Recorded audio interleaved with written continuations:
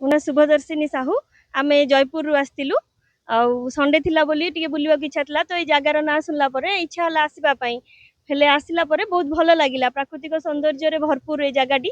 ଆଉ ପାହାଡ଼ ଝରଣା ଭିତରେ ବହୁତ ସୁନ୍ଦର ଲାଗୁଛି। ହେଲେ ଟିକେ ରୋଡ ବହୁତ ଭଲ ଅଛି ଆସିବା ପାଇଁ, କିନ୍ତୁ ଏଇ ଜାଗାରେ ପହଞ୍ଚିଲା ପରେ ଟିକେ ଫ୍ୟାସିଲିଟିସ୍ ଟିକେ କମ୍ ଅଛି। ଯେମିତିକି ଆମର ପାହାଚଟା ଟିକେ ହାଇଟ୍ ଅଛି, ତାକୁ ଟିକେ ରିନୋଭେସନ୍ ହବ। ଆଉ ମାନେ ଯେମିତିକି ବସିବା ପାଇଁ ଟିକେ ଜାଗା ପାର୍କ ଟାଇପ୍ର ଥିଲେ ବହୁତ ଭଲ ହେଇଥାନ୍ତା। ଆଉ ବୋଟିଂ ସୁବିଧା ଥିଲେ, ଯେମିତି ଗୋଟେ ଦିଟା ନଦୀର ସଙ୍ଗମସ୍ଥଳୀ ଟାଇପ୍ର ଅଛି ନଦୀଟା, କିନ୍ତୁ ଯଦି ସେଠି ଟିକେ ବୋଟିଂ ଫ୍ୟାସିଲିଟି ଥିଲେ ଭଲ ଲାଗିଥାନ୍ତା ସମସ୍ତଙ୍କୁ। ଆଜ୍ଞା, ଓଡ଼ିଶା ଆଉ ଛତିଶଗଡ଼ ବର୍ଡର ମଝିରେ ଅଛି, ତ ଯଦି ସରକାର ଏତିକି ଦୃଷ୍ଟି ଆକ୍ଷେପ କରିବେ ତାହେଲେ ବହୁତ ଭଲ ସ୍ପଟ୍ ହିସାବରେ, ପିକନିକ୍ ସ୍ପଟ୍ ହିସାବରେ ଏଇଟା ଡେଭଲପମେଣ୍ଟ କରିବା ଦରକାର ଏଇ ଜାଗାକୁ। ମୋ ନାଁ ଶୁଭଦର୍ଶିନୀ ସାହୁ। ଆମେ ଜୟପୁରରୁ ଆସିଥିଲୁ। ଆଉ ସଣ୍ଡେ ଥିଲା ବୋଲି ଟିକେ ବୁଲିବାକୁ ଇଚ୍ଛା ଥିଲା, ତ ଏଇ ଜାଗାର ନାଁ ଶୁଣିଲା ପରେ ଇଚ୍ଛା ହେଲା ଆସିବା ପାଇଁ।